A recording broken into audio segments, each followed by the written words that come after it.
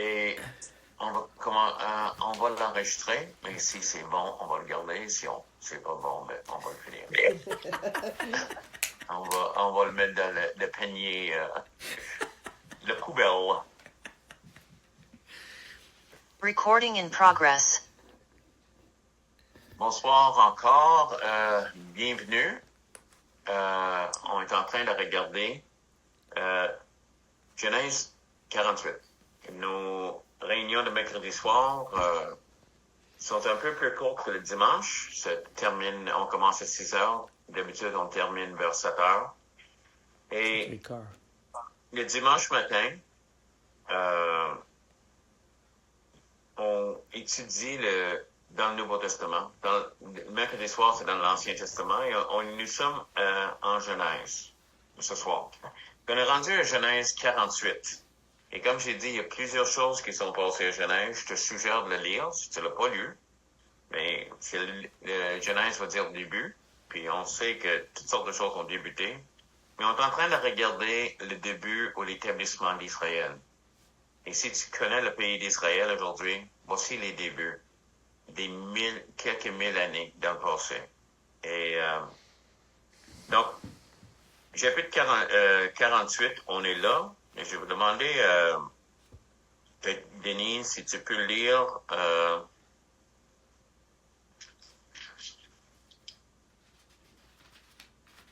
jusqu'à 7, s'il vous plaît. 48 okay. Jusqu'à 7. Et 1 à 7. Après ces événements, il en vint dire à Joseph, « Voici que ton père est malade. » Il prit alors avec lui ses deux fils, Manassé et Éphraïm. On l'annonça à Jacob et on lui dit, « Voilà ton fils Joseph qui vient vers toi. » Israël rassembla ses forces et s'assit sur son lit. Jacob dit à Joseph, « Le Dieu Tout-Puissant m'est apparu à Luz, dans le pays de Canaan, et il m'a béni. Il m'a dit, « Me voici, je te rends fécond, je te multiplierai et je ferai de toi une foule de peuples. Je donnerai ce pays à ta descendance après toi en possession perpétuelle. » Tu m'as dit jusqu'à 8? 7. 7. Maintenant, les deux fils qui te sont nés au pays d'Égypte, avant mon arrivée vers toi en Égypte, seront à moi. Éphraïm et Manassé seront à moi, comme Ruben et Siméon. Mais les enfants que tu as engendrés après eux seront à toi. Ils seront désignés sous le nom de leur frère dans leur héritage. À mon arrivée de Padan, Rachel mourut près de moi pendant le voyage de Canaan, à quelque distance d'Éphrata.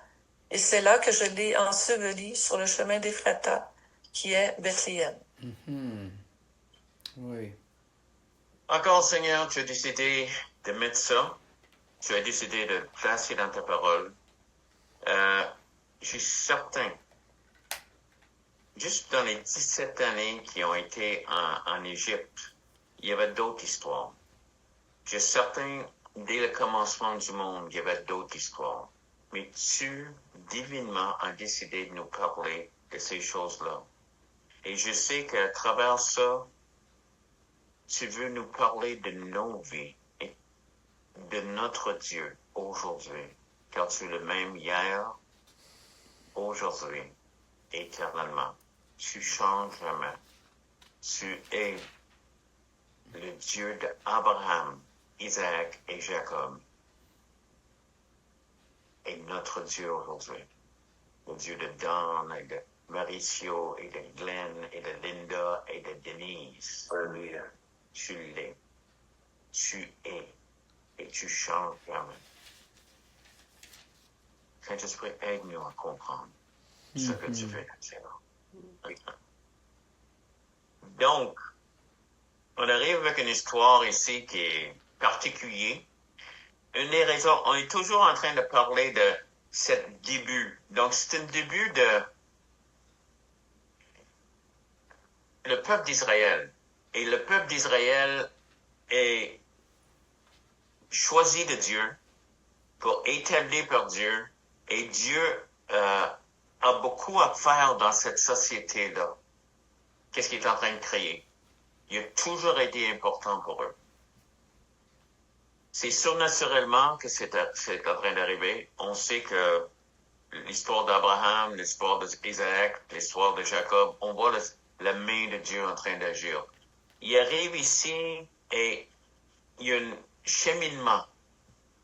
On a parlé la semaine dernière comment que Jacob a débuté son chemin. Il a quitté son frère, il est en chicane avec son frère, il est obligé de fuir. Il est en train de coucher sur un rocher.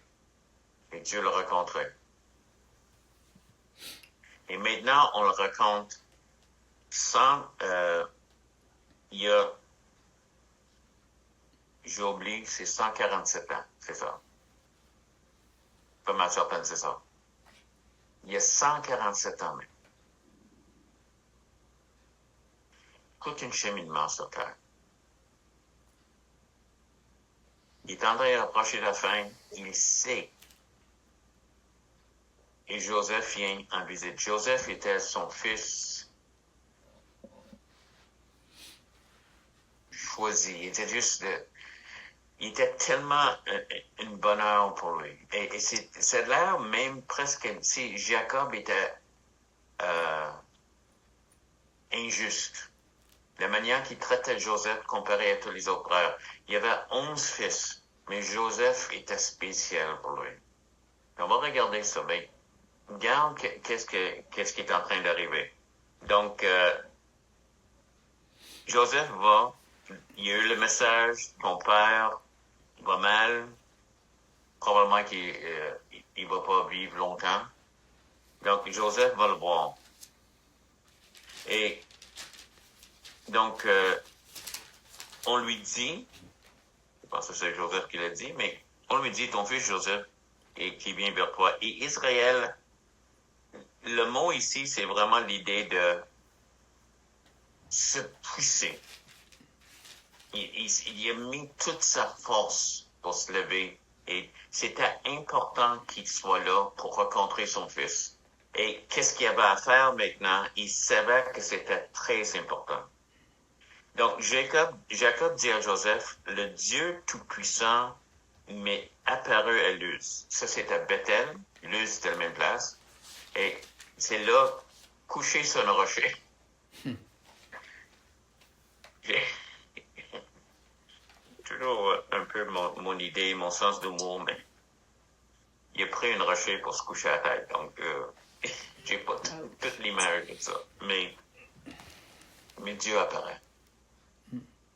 Et il dit, Dieu lui a dit, verset 4, je te rendrai féconde et je te multiplierai et je ferai de toi une multitude de peuples et je donnerai ce pays à ta postérité après toi pour qu'elle le possède à toujours. Ça, c'était la promesse de Dieu. Et Jacob a eu 11 fils et une fille. Plus tard, il y a eu une 12e, Benjamin. Mais c'était quelque chose. Mais je crois, c'est quelque chose que j'ai vu. On a passé le Saint-Valentin dernièrement. Puis une chose que j'ai vu, quelqu'un a mis sur Facebook des cartes qui n'étaient pas populaires, où ça manquerait quelque chose. Le monde n'a pas trouvé ça. Qu'est-ce qu'il cherchait dans une carte? Et une des cartes, c'était une citation de Jacob qui dit « Je t'aime presque autant que ta sœur. »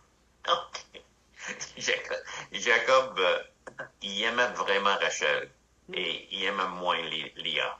OK. Et c'est le message que tu aimerais avoir pour le Saint-Valentin. En tout cas, mais il aimait Rachel.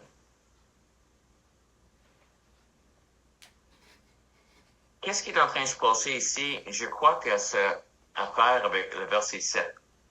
À mon retour de Padan, Rachel mourut en route auprès de moi, et dans le pays de Canaan, à quelque distance d'Ephrata, et c'est là que je l'ai enterré sur le chemin d'Ephrata, qui est à Bethléem. Qu'est-ce que ça a à faire avec qu'est-ce qu'il vient de faire? Parce qu'il était... OK, je ne vais pas rentrer dans le détail, mais il est juste en train de parler des fils de Joseph. On va retourner là-dessus.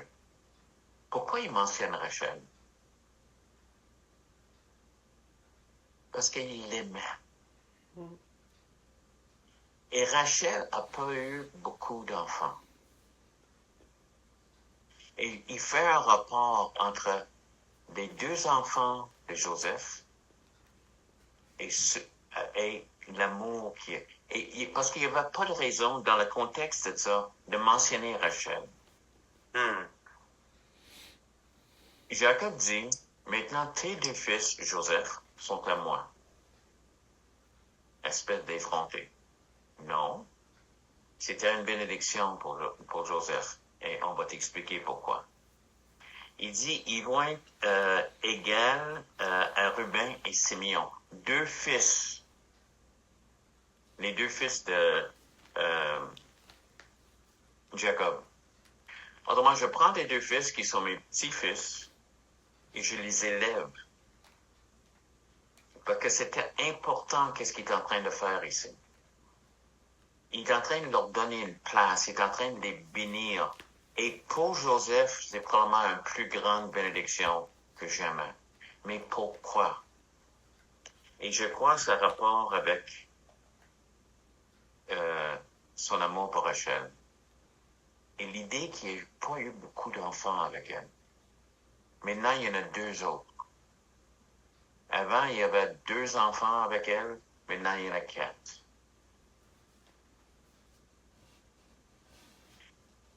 Est-ce que Dieu est en train d'agir là-dedans? Pourquoi? Parce qu'il aime Jacob. Quelle est la grande affaire de plaire à Jacob là-dedans?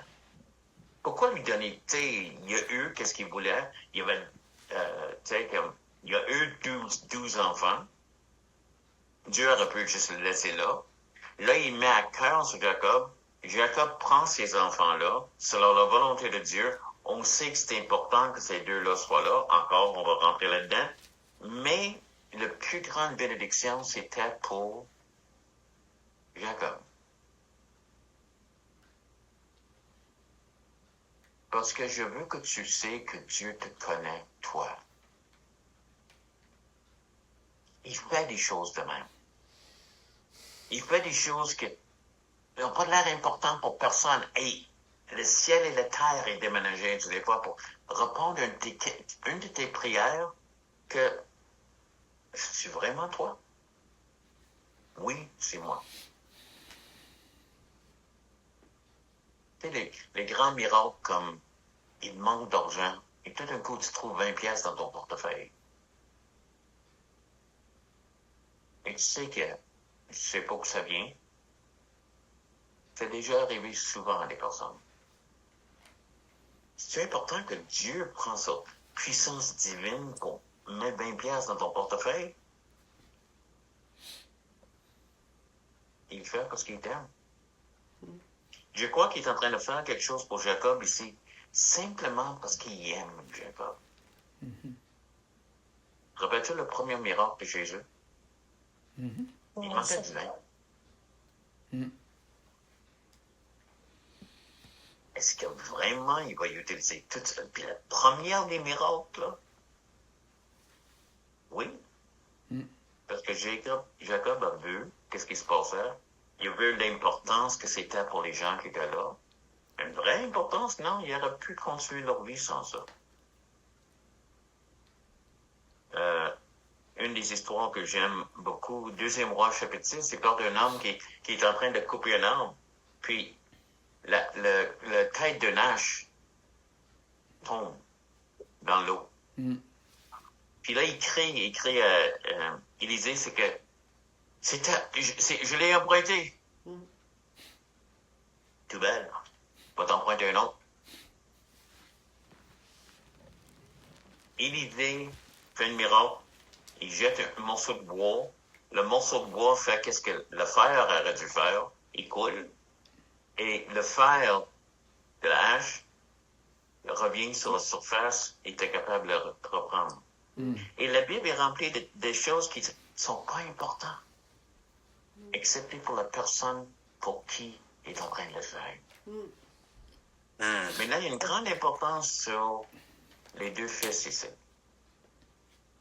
Mais la plus grande importance, c'est que parce que, comme je dis, le verset 7, pourquoi c'est dans ce contexte-là? Il parle de Rachel. On aimait Joseph à cause de Rachel. On aimait Benjamin, il voulait le protéger à cause de Rachel. Est-ce que c'était correct qu'il aime Rachel plus que... En tout cas, plus que Léa? Non. Mais Dieu connaît Jacob. Et Dieu te connaît toi aussi. Et pour toi, oui. Moi, je le rappelle, j'allais à l'école biblique. Je vivais par la foi. Et oui. Et le Seigneur a tout payé mon école biblique. J'ai prié. J'avais je voulais être certain. J'ai jamais dit ça à personne. J'ai jamais demandé de l'argent. Je voulais voir que Dieu est capable de le faire. Puis il a payé toute mon école biblique. Pendant que j'étais à l'école biblique, je n'avais pas beaucoup d'argent non plus. Donc, des fois, je priais pour Seigneur, j'ai le goût d'un hamburger. Et c'est arrivé, quelqu'un m'invitait pour un hamburger. C'est pas une coïncidence. C'est important de prier pour des hamburgers? Pour moi, oui. Ils sont vraiment bons, des hamburgers. J'aime ça encore. Mais, est-ce qu'il y a un jour que... Il y avait un pasteur avec moi. Il est pasteur maintenant, mais tous les deux, moi, j'étais en train d'étudier l'école biblique, tout ça, mais on était dans une auto, on avait une vieille auto dans notre église qu'on utilisait pour faire du ministère. Et là, l'auto arrête. J'ai imposé les mains sur l'auto, puis c'est parti. Puis l'autre gars en a parlé quelques années plus tard. Je me suis toujours raté de ça. J'ai arrêté de faire ces choses-là, parce que c'était un peu trop flyé. Dommage, hein? Mais c'était pas important. Dans le grand image de toute chose, c'est pas important. Comparé à ce qui se passe en Iran, à cause des choses, le monde qui souffre, le monde qui... Mais Dieu me connaît. Et Dieu connaissait Jacob. Il connaissait Léa aussi. Il les bénissait, Léa.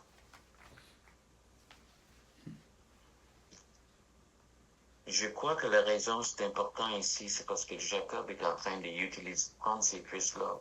Et maintenant, il y en a 4. Et officiellement, légalement, toute de la façon qu'il pensait, c'était ses fils de lui.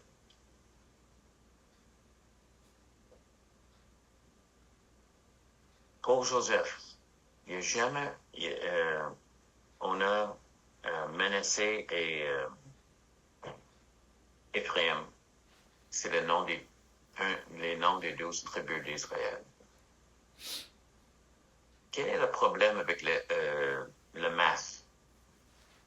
Avec quoi?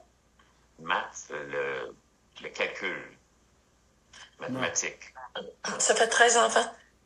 Ouais. Il y a 12 tribus. Donc? Il y a une tribu qui n'a pas de terre. Ah, c'est qui? Et Lévi. C'est ça, Lévi. Donc, Lévi était le sacrificateur. Ils n'ont jamais eu de terre. Ça prenait 12. OK? Joseph n'avait pas de terre. Il n'y a pas de tribu de Joseph, mais ses 2 fils le droit. Quand Jacob a béni Joseph, il a reçu une double portion. Par ses fils, tu veux dire? Quand Jacob a béni Joseph. La manière que ça fonctionnait à cause que ses fils étaient bénis de même, lui est en train de recevoir une double portion. OK, oui. Donc, on sait que Jacob surprend son fils. Plus tard, il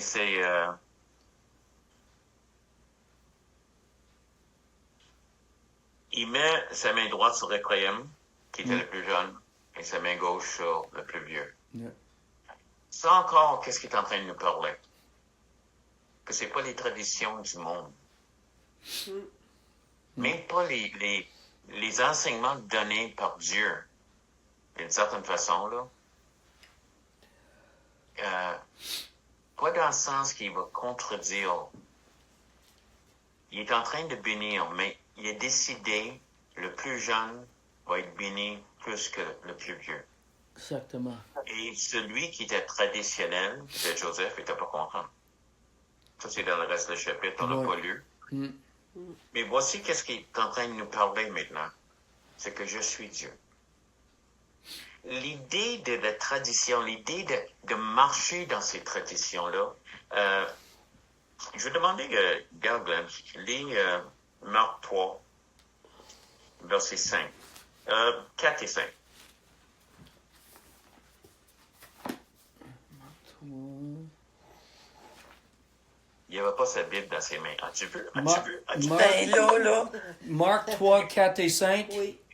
Oui. Puis il leur dit, est-il permis le jour du sabbat de faire du bien ou de faire du mal, de sauver une personne ou de la tuer? Mais ils gardèrent le silence. Écoute ces paroles ici. Excuse-moi de t'interrompre. Oui, Écoute qu'est-ce qui est en train de se passer avec Jésus et la tradition. oui.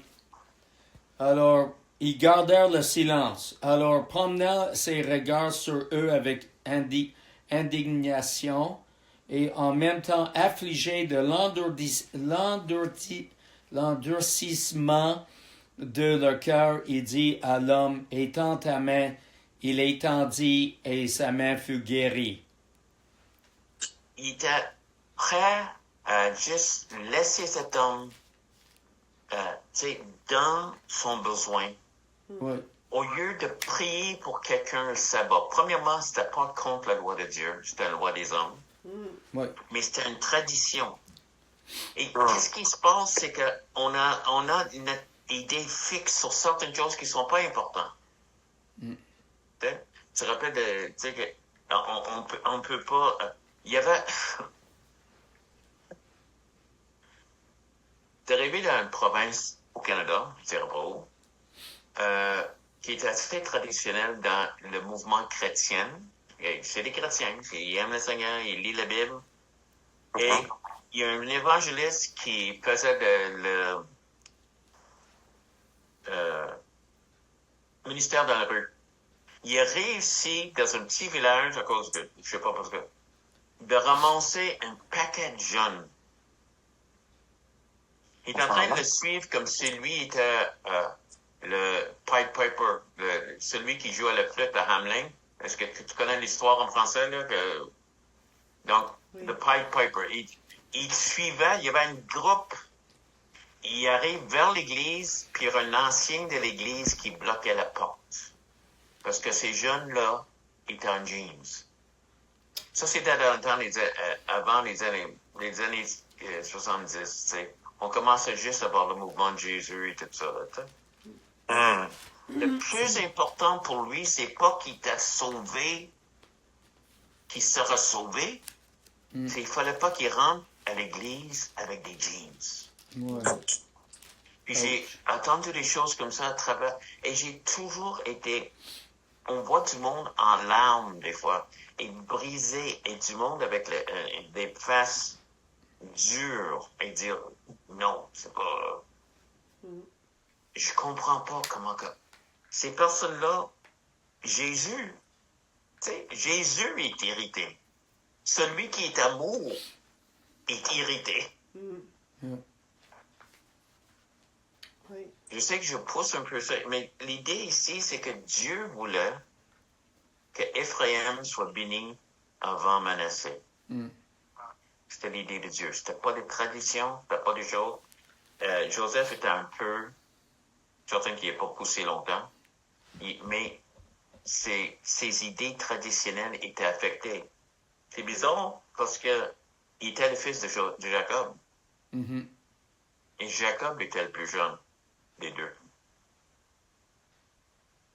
Je peux te poser j'ai juste une petite chose qui vient de me traverser l'esprit, si je peux me permettre. C'est, tu sais, Jacob, Tu sais, ça dit, Jacob, il a supplanté Ésaü. Ésaü est né avant Jacob. Puis, fait que c'était l'aîné, c'est lui qui normalement avait le droit d'aînesse et tout ça. Puis, finalement, on connaît l'histoire de Jacob. Puis, puis là, tout à coup, il fait comme un petit peu quelque chose qui ressemble à ce qu'il a vécu, là, avec les enfants de Joseph, là. Ouais. Il y a peut-être un petit peu de ça aussi, là. C'est sûr que Dieu est en contrôle. Oui. Dieu est en contrôle, hein. Toute chose, Dieu est en contrôle, tu sais, puis Mais ça, c'est un bon point. il ramasse les choses qui sont faites, puis tout ça, là. Mm. Mais ça me pop dans la tête, là, tu sais. Oui, il fait le même, c'est la même chose que lui a fait Ouais, avec Ésaü. Il a pris la place. ouais. Et ici, il est en train de le faire encore. C'est ça que le Seigneur veut, il croit. Mais il dit, regarde, la promesse donnée, c'est qu'est-ce qui va arriver les peuples. Et ça, Jacob n'a aucun contrôle là-dessus. Ouais. Fait, il dit que il va être...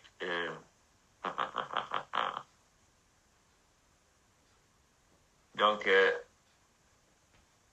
il est béni ce jour-là, et c'est par toi que Israël bénira en disant que Dieu te traite comme Ephraim et Manassé. Autrement, ils vont tellement être bénis, ces deux-là, que ça va être une dicton, que tu sois traité. Mais il a mis Ephraim en premier, avant Manassé. OK? Les résultats de ça, si c'était pas de Dieu, Dieu n'aura pas béni Ephraim. Mm. Mais tu as raison, il y a probablement un peu de Jacob là-dedans. Comme on disait tantôt un autre sujet, là, on est humain. On est des personnes, mais Dieu a orchestré ça. Joseph est une double bénédiction parce que ses fils sont pris. De ces deux fils-là, le maths ou le calcul de 12 tribus, avec Lévi, on les a maintenant. Et on sait que Dieu, encore, cette puissante orchestreur, si je peux le dire, je ne sais pas si c'est français, qui est capable de tout mettre à sa place. OK? Tout mettre à sa place, et c'est ça qui est en train d'arriver ici. Donc, amen. Oh, c'est peut-être Joël. Salut. Est-ce que tu peux nous entendre parce que ton micro est fermé? Pour ceux qui sont en train d'écouter la vidéo, il y a quelqu'un qui vient juste d'arriver. Son nom est Samson. Oh. Samsung. Donc, OK. Encore, qu'est-ce que Dieu est en train de nous dire? Il nous connaît. Il a béni Jacob parce qu'il aimait sa femme, Rachel. Il dit qu'il peut-être trouvera pas ça correct, mais il s'était. Et il a fait une association avec la bénédiction de ça. Que ses deux autres fils seraient une partie pour lui. Il y a aussi l'idée, c'est que Dieu est plus grand que toute tradition. Oui. Et si Dieu dit quelque chose est correct, c'est ça qui est correct. Il n'ira jamais contre sa parole. Il contrediira jamais sa parole. Amen. Mais l'amour couvre une multitude de péchés. Pas dans le sens qu'on va les cacher, mais dans le sens que si on peut aimer quelqu'un, la plus grande chose qu'on a, c'est aimer le monde comme nous-mêmes. Et la chose qu'on demande, c'est que le monde fasse ça avec nous aussi, avec toutes nos faiblesses et tous nos affaires. Okay? On n'est pas du monde parfait. Mais toute notre gang d'imparfaits, ensemble, on accomplit des choses en Dieu. Voici cet homme un peu imparfait, qui a vécu vraiment longtemps, et en train d'être vraiment béni, dans sa vie, béni encore plus maintenant parce que Joseph a 2 fils. Il est capable de les prendre pour lui. Parce que Rachel lui manque. Quelque part, dans son cœur, il y a quelque chose qui se passe là, qui est accompli. Et Dieu bénit qu'est-ce qui arrive. Il devient une partie d'Israël, les 12 tribus. Alléluia. Merci Seigneur pour qu'est-ce qu'il fait, pour les places qu'il va.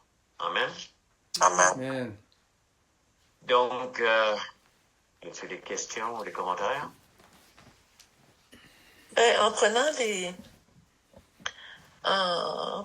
les 2 fils de Joseph, en disant qu'ils étaient à lui, comme Ruben et Siméon, c'est qui va être, comment je dirais, là, excuse-moi, je cherche mes mots. Tu sais, l'aîné avait droit, dans la tradition, au double d'héritage des autres frères et sœurs. Mais est-ce qu'il considère Ephraïm et Manassé avant Ruben et Siméon? Est-ce que je suis claire dans ma question? En tout cas, moi j'ai pas pris ça. Ça dit pas dans le texte, hein? C'est une bonne question qui m'a pas passé par la tête.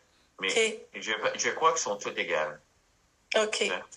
Dans l'idée je sais qu'il y a l'idée de le plus vieux des frères, un peu comme, il y a un peu, si ça se passe encore dans l'ordre, probablement il n'y a rien qui a changé. Il y a juste 2 autres qui ont rentré là-dedans. Parce que dans cette scénario-là, cette chose-là, c'est que Joseph était un des plus jeunes. Oui. Mais